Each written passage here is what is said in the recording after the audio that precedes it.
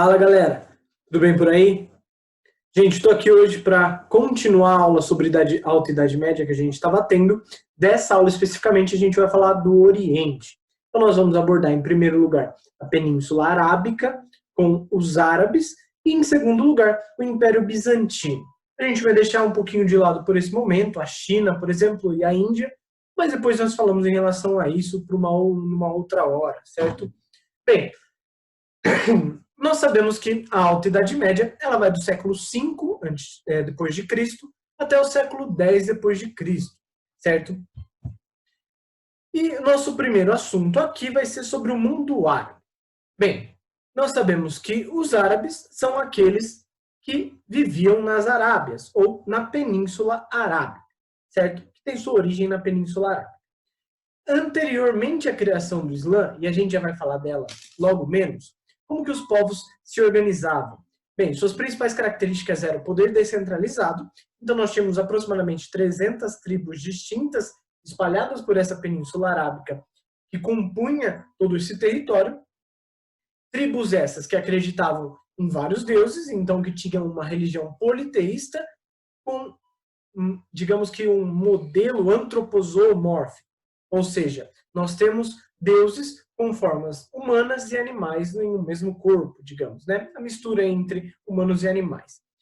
Nós temos um principal centro religioso sendo Meca, que é a principal cidade dessa Península Arábica até o surgimento desse Islã, né? Meca, que até então era um importante local comercialmente falando e uma importante cidade religiosa, uma vez que lá se localizava Caaba, a Pedra Negra, certo? Um local onde continha todas as inscrições, todas as figuras sagradas desses povos politeístas, certo? Nessa Caaba, as pessoas iam visitar esse local sagrado sempre, exatamente por isso Meca era uma importante cidade econômica, né? Um importante centro econômico da Península Arábica. Então, como todas as pessoas iam para lá para suas atividades religiosas, ela acabou se transformando em um importante ponto comercial. A origem étnica dos povos árabes é uma origem semita, que vem do semitismo dos povos hebreus. Esses povos hebreus que foram migrando e compondo essa região ali da Baixa Mesopotâmia, beleza? Baixa Mesopotâmia é essa que está bem abaixo do rio Tigre e Eufrates, logo onde se localiza hoje Iraque e Síria, né? No norte da Península Arábica. Galera, nós destacamos nesses povos árabes os beduínos, que são os povos nômades das Arábias, certo? Povos esses que viviam nas regiões desérticas. Esses povos nômades, é importante nós dizermos que eles migravam de um local para outro, esses beduínos, e deram origem mais tarde ao Islã. Galera, até o século VII depois de Cristo, Meca era controlada por ricos comerciantes da tribo dos Coraixitas, beleza? Dentro dessa região de Meca, dentro dessa cidade, se localizava essa tribo dos Coraixitas, que era composta por diversas outras tribos. Os ricos comerciantes dessa tribo dos Coraixitas controlavam a cidade de Meca, beleza? Aqui nós chegamos à origem do Islã, que tem origem com o profeta Maomé, e esse seu nominho minúsculo aí, lindo e pequenininho, que nasce em 571 d.C. e morre em 632, e que a gente vai abordar uma boa parte da vida de Maomé. Bem, Maomé nasceu em Meca e pertence ao clã dos Hashemitas, um grupo mais pobre atrelado à tribo dos Coraixitas conquistados por esse Coraixitas, certo?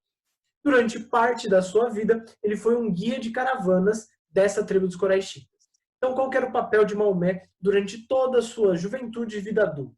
Era viajar de um local para o outro, guiando as caravanas de comerciantes, uma vez que ele fazia parte desses Hashemitas, que, digamos que tinha essa cultura de vendedores, de comerciantes de caravanas, né, digamos. Bem, ele tinha hábitos frequentes de se retirar nos montes próximos a Meca para oração, certo? Para oração dos seus deuses específicos. E é importante nós citarmos aqui que foi exatamente durante essas suas caravanas que ele teve contato com outras religiões, seja o cristianismo ali na parte norte da Península Arábica ou no Império Bizantino, ou seja, o judaísmo com os povos hebreus ali na Mesopotâmia, certo?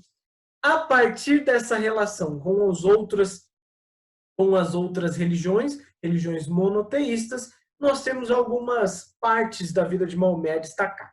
A primeira é a revelação. Basicamente, durante um dos seus retiros nos montes, retiros espirituais, ele recebeu a visita do arcanjo Gabriel, em 610 depois de Cristo, que disse para ele, recita, para ele, digamos que passar adiante as palavras do único Deus, Alá, certo? É o momento em que o arcanjo diz para Maomé recitar os versos enviados, ou seja, as palavras enviadas por Alá para ele Maomé, né? Alá seria o único Deus, segundo o arcanjo Gabriel, e agora, portanto, segundo o pensamento de Maomé. É exatamente essa revelação de 610 depois de Cristo que marca a origem do Islã, ou da religião que nós conhecemos hoje como islamismo dos povos muçulmanos, certo? Um pouquinho depois, nós temos a Hégira, em 622 depois de Cristo, que é a fuga de Maomé de Meca para Yatreb.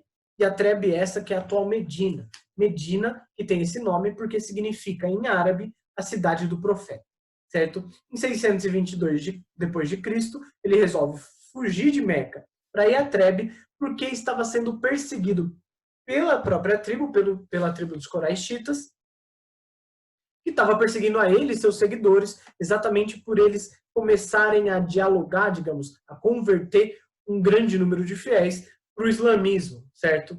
Uma vez que a tribo dos Coraixitas lucrava extremamente com o politeísmo e com a Caaba, com a existência dessa Caaba na cidade de Meca. Era extremamente desinteressante para eles que Maomé e que os islâmicos, aliás, que as pessoas de Meca se transformassem em islâmicos, em muçulmanos, certo? Por quê? Porque eles iam perder a quantidade de turistas que vinham para Meca e que trazia para eles um enriquecimento, certo? Frente a isso, eles passam a perseguir Maomé e seus seguidores e fogem de Meca para a cidade de Yatreb. Galera, a Hégira, ela é responsável, essa fuga, ela é responsável por uma grande conversão de fiéis.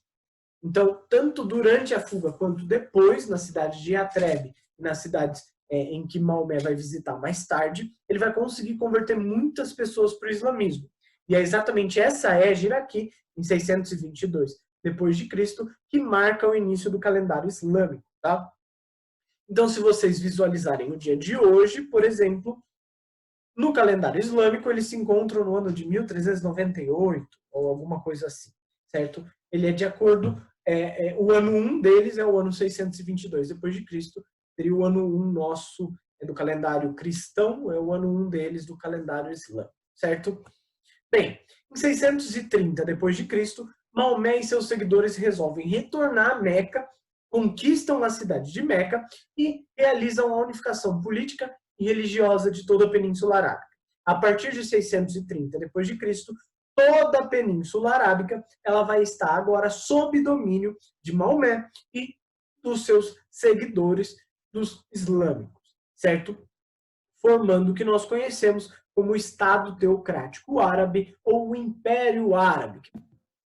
2 anos mais tarde, em 632 depois de Cristo, Maomé vem a óbito com uma doença muito grave, não se sabe qual exatamente até os dias de hoje, mas com dores intensas pelo corpo, ele morre, deixando os árabes com um objetivo em comum: propagar a religião islâmica pelo mundo através da jihad, Guerra Santa em português, que também significa conversão do fiel, certo? Basicamente, o livro sagrado dos muçulmanos é o Corão, ou conhecido como nós, como o Alcorão, o Corão, beleza? Galera, o Islã ele tem 5 obrigações fundamentais, segundo o pensamento de Maomé e, digamos que a palavra de Alá. Essas 5 obrigações fundamentais são, primeiro, peregrinar a Meca ao menos uma vez na vida, claro, se tiver condições financeiras, orar 5 vezes ao dia voltado a Meca, jejuar durante o mês do Ramadã, crer na existência de um único Deus, Alá, e ter Maomé como profeta e praticar a caridade. E a gente já vai analisar esse praticar a caridade mais a fundo, certo? Essas são as obrigações fundamentais ao islamismo. E nós temos, após a morte de Maomé, a formação do Estado teocrático árabe. Bem, logo quando ele morre, nós temos o início de uma guerra civil se propagando pela Península Arábica, separando a sociedade islâmica em dois grupos distintos. Separação essa que existe até os dias de hoje e é motivo para a grande maioria dos problemas enfrentados aí no Oriente Médio, né? No Oriente Médio e na Península Arábica também. Galera, quais são esses dois grupos? São sunitas e xiitas. Sunitas são aqueles que acreditam que qualquer bom fiel poderia governar os muçulmanos e que um ou vários califas deveriam ser eleitos pelo povo para governar esse, digamos que esse Estado teocrático árabe ou esse Império Árabe, certo? Por um outro lado, nós temos os xiitas. Xiitas esses que acreditam que apenas os familiares de Maomé deveriam governar os muçulmanos e que Ali, primo de Maomé, era o sucessor legítimo do trono e que o poder deveria ser passado para Ali, certo? O que acontece, galera? Quando Maomé vem a óbito, nós temos os sunitas crescendo dentro da sociedade árabe e adquirindo poder, nomeando um califa, certo? E dando início ao ao primeiro califado árabe. Galera, essa diferença ela dura até os dias de hoje e ela remete principalmente ao pensamento em relação ao governante de uma sociedade, né? Os sunitas acreditam que isso pode ser qualquer pessoa e os xiitas acreditam que pode ser apenas os familiares de Maomé. E é muito interessante a gente visualizar isso, porque na grande maioria das vezes os sunitas vão ser considerados os muçulmanos moderados, enquanto os xiitas são considerados os extremistas, os religiosos extremistas, certo? Porém, quando a gente traz isso para a nossa realidade atual, isso é um pouco complexo de se falar. Por quê? Porque os sunitas, por exemplo, eles são, de fato, a grande maioria da população muçulmana, cerca de 87% da população muçulmana é sunita, e são, digamos que, mais moderados, são mais abertos. Porém, se nós pegarmos as organizações terroristas atualmente, como Al-Qaeda, o Estado Islâmico, Boko Haram, todas elas são compostas por sunitas, são organizações sunitas. Enquanto os xiitas, que são considerados extremistas aí, são extremistas principalmente de um ponto de vista mais religioso, digamos. Então nós temos discrepância entre essas ideias aí. Mas ainda assim, a grande maioria dos conflitos que acontecem no Oriente Médio e na Península Arábica até hoje é exatamente por causa dessa divisão que ocasiona uma guerra civil eterna, digamos, até os dias atuais, certo? Bem, o processo de expansão territorial islâmica se dá sob as dinastias Omíada e Abássida, e tem início lá em 661 d.C. Claro, nós já tínhamos os feitos de expansão, os ideais de expansão anteriormente a isso, com o primeiro califado, com, digamos que, o Império Ortodoxo, a dinastia ortodoxa, mas esse ideal de expansão ele vai ser englobado, ele vai ser valorizado principalmente durante a dinastia Omíada, certo? Vamos lá. Quais são as principais características, então, desse novo recém-formado Estado teocrático árabe, ou também conhecido como Império Árabe? Bem, primeira e mais importante característica desse Estado, desse império, é a teocracia. Então, o que é uma teocracia? É um governo legitimado divinamente, legitimado pela religião. Basicamente, é quando o líder dessa religião específico, como por exemplo, o que nós estamos falando aqui do califa, esse califa tem tanto poder político quanto poder religioso. Então ele seria uma figura divina na Terra, certo? O segundo aspecto, segunda característica dessa sociedade é o poder político nas mãos dos sunitas. Então quando a gente fala desse Estado teocrático árabe aí, pelo menos durante a dinastia Omíada, o poder ele vai ficar um pouco mais centralizado nas mãos do sunita, enquanto os xiitas são deixados de lado nesse contexto político estatal árabe, certo?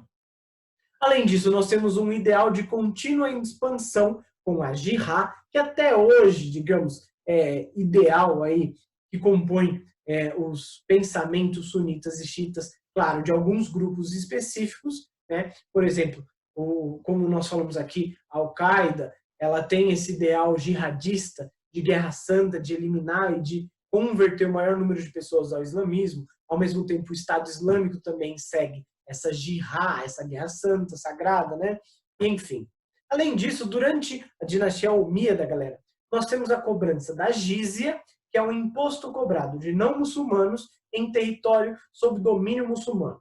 E nós temos a zakat, que é o tributo de adoração obrigatório, basicamente 2,5% dos lucros anuais devem ser destinados ao Estado teocrático árabe, que é passado para a população mais pobre.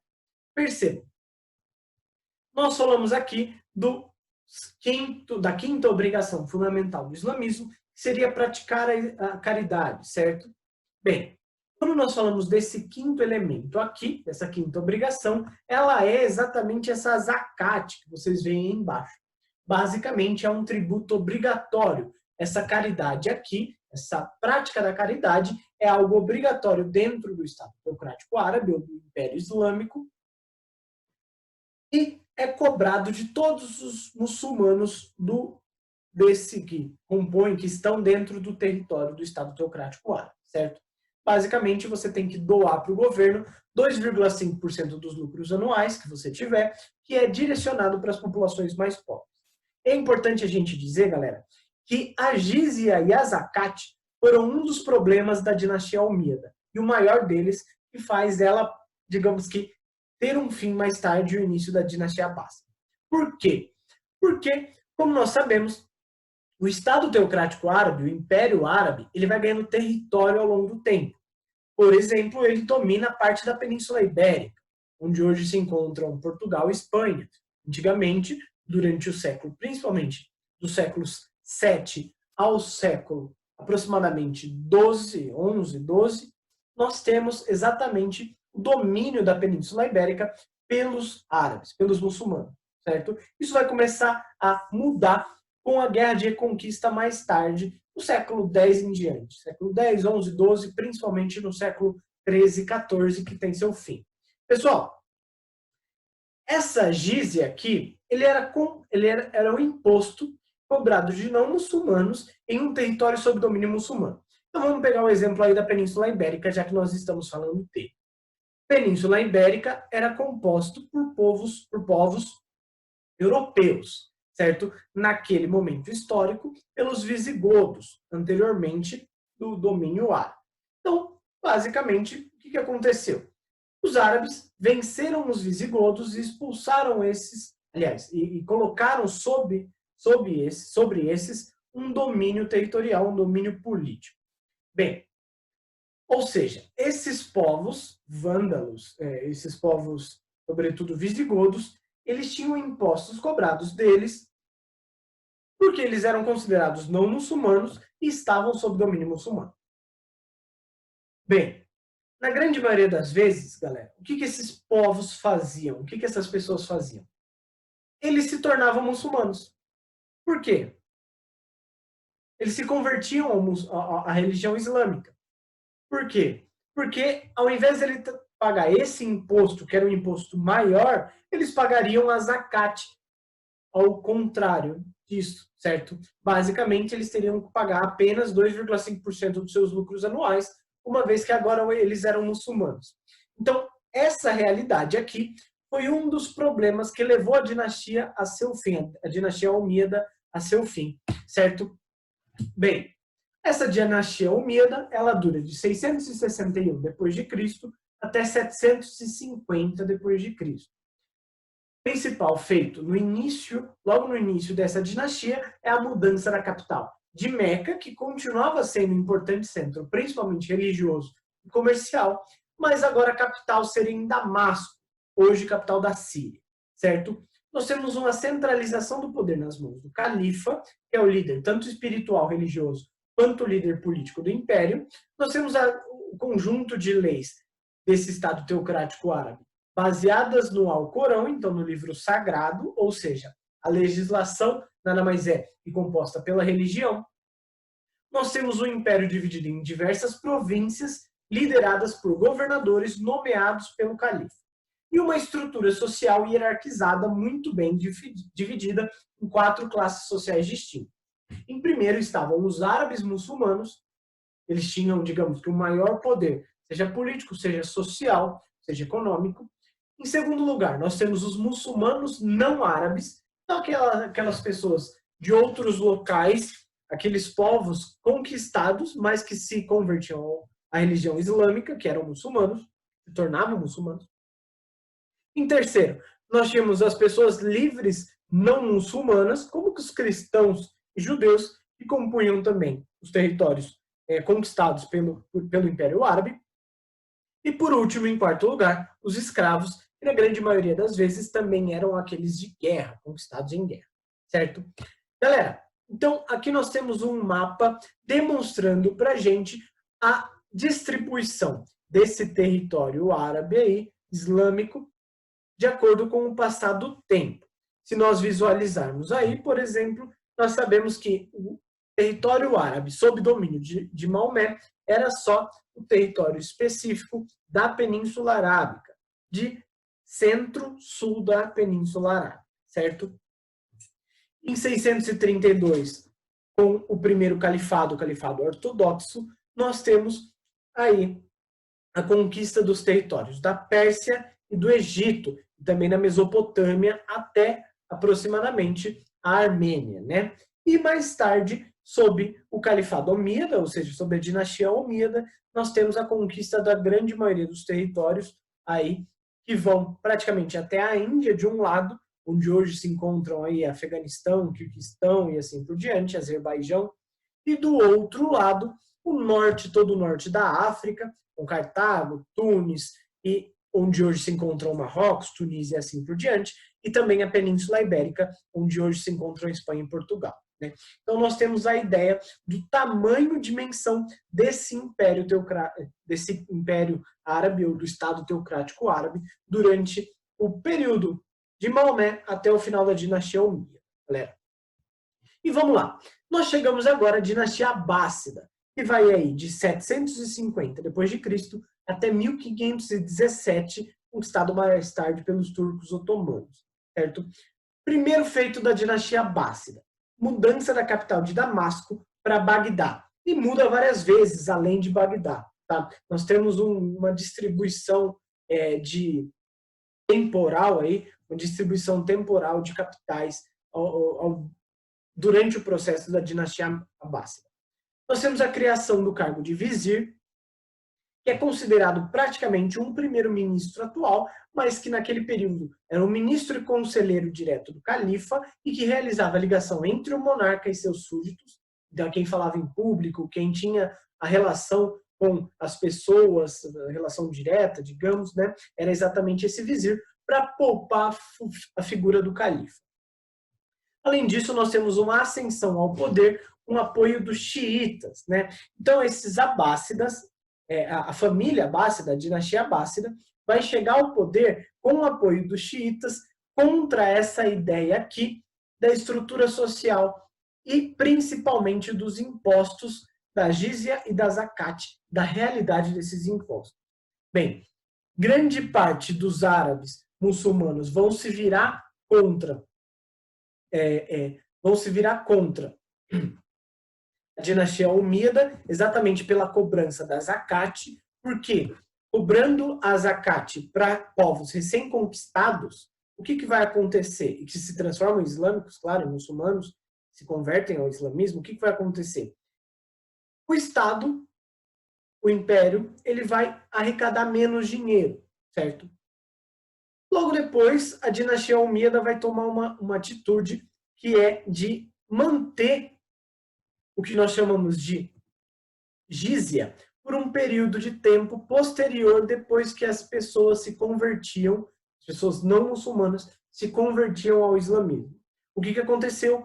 Levou a uma grande manifestação negativa em relação a essas pessoas, as pessoas que não eram muçulmanas, mas que se transformavam em muçulmanas dentro desse território, e levou também a manifestações de quem era árabe e muçulmano contrário a essa ideia. Ou seja, os abássidas, eles se ligaram aos xiitas, conseguiram apoio dos xiitas, juntamente com a população descontente com a dinastia Omida, colocou fim a essa dinastia e ascendeu ao poder, certo? É exatamente durante essa dinastia abássida, sobretudo nos séculos 8, 9 e 10, que nós temos o auge do Estado teocrático árabe, principalmente no século 8, certo? Dentro dessa dinastia, durante esse processo, durante esse período, nós temos o que nós conhecemos como Renascimento Islâmico, que vai dos séculos 8 a século 13, com a valorização da ciência, sendo a Península Arábica berço de avanços científicos nas áreas da filosofia, da astronomia, da matemática, com a álgebra principalmente, da medicina, muito forte, e da educação, beleza? Tanto que é considerada exatamente na Península Arábica, sob domínio da dinastia Abássida, sob período do Renascimento Islâmico, a criação, no século VIII, da primeira universidade da história. Tá? Bem, nós temos também a criação da Casa da Sabedoria em Bagdá, que é destinada à tradução de obras de outras culturas ao árabe. Então, tudo que estava em latim, tudo que estava em grego, tudo que estava em outras línguas, que era conquistado pelos árabes, ao invés de ser destruído, queimado, era levado para a Casa da Sabedoria e traduzido ao árabe. Por quê? Porque esses árabes acreditavam que poderiam, tinham, né, na realidade, que poderiam existir alguns livros, algumas obras valiosas ali para qualquer uma das áreas científicas aí. Então, algo muito, digamos, feliz por parte dos muçulmanos nesse quesito. Né? E nós temos uma fragmentação e declínio do Império Árabe exatamente durante a dinastia Abássida, no século XIV e século XV. Tá? Basicamente, isso vai ser assunto mais tarde da nossa aula de Baixa Idade Média. Por enquanto, a gente fica por aqui. Chegando ao Império Bizantino, tá, galera? Então, nós finalizamos aqui o que nós falamos sobre povos árabes, falando da origem do Islã até o final do Estado teocrático árabe, aí até a dinastia Abássida. Bem, o Império Bizantino, por um outro lado, ele é um pouco anterior à origem do Islã, né, ao surgimento do Islã, indo de 395 depois de Cristo até 1453 depois de Cristo. Por que de 395? Porque nós temos a divisão do Império Romano, em 395, entre os filhos de Teodósio. Honório fica com a parte do Ocidente, imperador do Ocidente, e Arcádio fica como imperador do Oriente. Então nós temos a divisão do Império Romano entre Império Romano do Ocidente e Império Romano do Oriente em 395. Nós vimos isso anteriormente em Roma Antiga, né? Capital desse Império Bizantino aqui vai ser a cidade de Bizâncio, mais tarde batizada de Constantinopla por Constantino, um dos imperadores bizantinos, certo? Constantinopla, que é atualmente Istambul, certo? Que é, digamos que, a capital econômica da Turquia, a capital política é Ankara. Tá? Vamos lá. Quais são as principais características do Império Bizantino? Centralização do poder nas mãos do imperador, que tem controle econômico, político e social, e mais tarde, com o cisma do Oriente, religioso, vai ser assunto da Baixa Idade Média. Nós temos uma sociedade estamental, então, hierarquizada, com pouca mobilidade social, que segue, digamos que, as bases da estrutura social do Império Romano, do final do Império Romano, início do feudalismo ainda, nós temos a divisão entre alto clero, baixo clero, abaixo deles nós temos a elite com a nobreza, a alta nobreza, a baixa nobreza, depois comerciantes, artesãos e por último camponeses e escravos, né, servos e escravos. Então uma sociedade hierarquizada, muito bem definida, com pouca mobilidade social, por isso estamental. A religião é o cristianismo até 1051, até o cisma do Oriente, né? E os idiomas oficiais do Império Bizantino são tanto o latim quanto o grego. É importante nós citarmos que esse Império Bizantino, exatamente por ter, digamos que, um solo menos fértil do que o Império Romano do Ocidente, ou do que a Europa Ocidental, nós temos uma vida mais centrada nas áreas urbanas do que nas áreas rurais. Então, o que nós vemos na realidade da Idade Média com o feudalismo do lado do Ocidente, nós não vemos do Império Bizantino. A estrutura não é feudal, porque a vida continua sendo urbana e, sobretudo, Constantinopla vai ser um importante centro comercial. Então, nós vimos, por exemplo, que o feudalismo, uma das características mais marcantes do feudalismo, é o enfraquecimento do comércio, que não acontece no Império Bizantino, beleza? Vamos lá.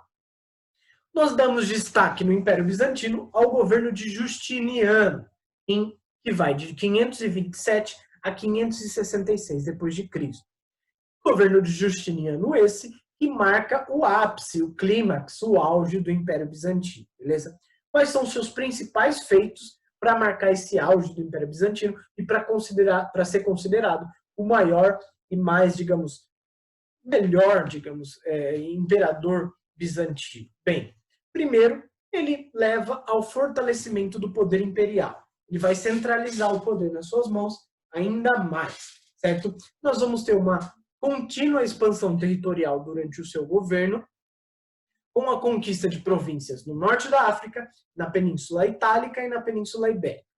E, sobretudo, nós temos a criação do Código Justiniano, um código de leis dividido em 4 livros, desenvolvido, digamos, por esse imperador, certo? Primeiro, nós temos o Código, que seria a reunião de todas as leis em um livro. Em segundo lugar, nós temos o Digesto, que são as constituições romanas, que vão dar base para esse código de leis, para essa legislação. Em terceiro, nós temos as Institutas, que são os princípios do direito romano e um manual para estudantes do direito aí, né? E em quarto lugar, nós temos as novelas, que são as leis publicadas durante o governo de Justiniano, que agregariam também, seriam agregadas, aliás, à legislação bizantina. É importante nós dizermos que isso aqui, galera, é o princípio do direito civil, certo? É a origem do direito civil. É aqui que nós temos, digamos que, o acesso da grande parte da população à legislação de um Estado, certo? E é exatamente a partir dessa base que nós vamos ter a estruturação do direito atual, que o direito vai ganhar poder nesse âmbito, beleza? Nós temos aqui uma imagem com o Império no início do reinado de Justiniano, em rosa, então esse é o Império Bizantino até o início de Justiniano. Em verde nós temos as conquistas de Justiniano durante o seu governo, certo? Então ele conquista os locais do norte da África, da Península Itálica e, sobretudo, ali um pouquinho do Estreito de Gibraltar e da Península Ibérica também, com o sul da Península Ibérica, beleza? Após a morte de Justiniano, em 565, inicia-se um enfraquecimento e declínio do Império Bizantino, que resiste bravamente até 1453. É importante também nós citarmos que durante o governo de Justiniano nós tivemos uma das primeiras aparições do que nós conhecemos hoje como a peste negra ou a peste bubônica, né? A peste bubônica chegou a matar aí até 30% das pessoas do Império Bizantino durante o governo de Justiniano, certo? Então, nós temos já uma epidemia para demonstrar essa realidade, ou a realidade sendo demonstrada por uma epidemia, nesse contexto aí do governo de Justiniano, beleza? Quais são as motivações do enfraquecimento e do declínio do Império Bizantino? Bem, primeiro, a intensificação das tentativas de invasão por árabes, que a gente viu anteriormente. Então, nós vamos ter esses árabes agora com o islamismo, com o Império Árabe, tentando conquistar o Império Bizantino, que resiste bravamente, e dos búlgaros também, que estão ganhando poder ali nos Balcãs, certo? Ao norte dos Balcãs. Nós temos também uma consequente perda de territórios ao longo do tempo, um predomínio econômico de outros povos, como turco-otomanos, os próprios árabes, venezianos e genoveses que agora vão crescer comercialmente no contexto da Baixa Idade Média e, sobretudo, um declínio, um longo período de declínio durante toda a Baixa Idade Média, do século X ao século XV, e que tem fim em 1453, com a tomada de Constantinopla. Galera, tudo isso, do século X ao século XV, vai ser assunto da nossa próxima aula de Baixa Idade Média. Por hoje, nós terminamos aqui, finalizamos o Império Bizantino só superficialmente por enquanto, porque a gente vai ter muito tempo nas próximas aulas para, digamos que, aprofundar nesse conteúdo, né? Durante a Baixa Idade Média e as nossas aulas sobre Baixa Idade Média, a gente vai abordar novamente o Império Bizantino, a gente vai aprofundar nesse Império Bizantino para visualizar o seu final e, sobretudo, o final da Idade Média em 1453. Beleza? Galera, por enquanto é isso. Beijo no coração de vocês. Espero que todos estejam muito bem. Qualquer dúvida que vocês tiverem, me procurem no privado ou deixem no YouTube para eu responder, beleza? Estou à disposição de todos vocês. Beijo no coração e até mais. Tchau, tchau. Valeu!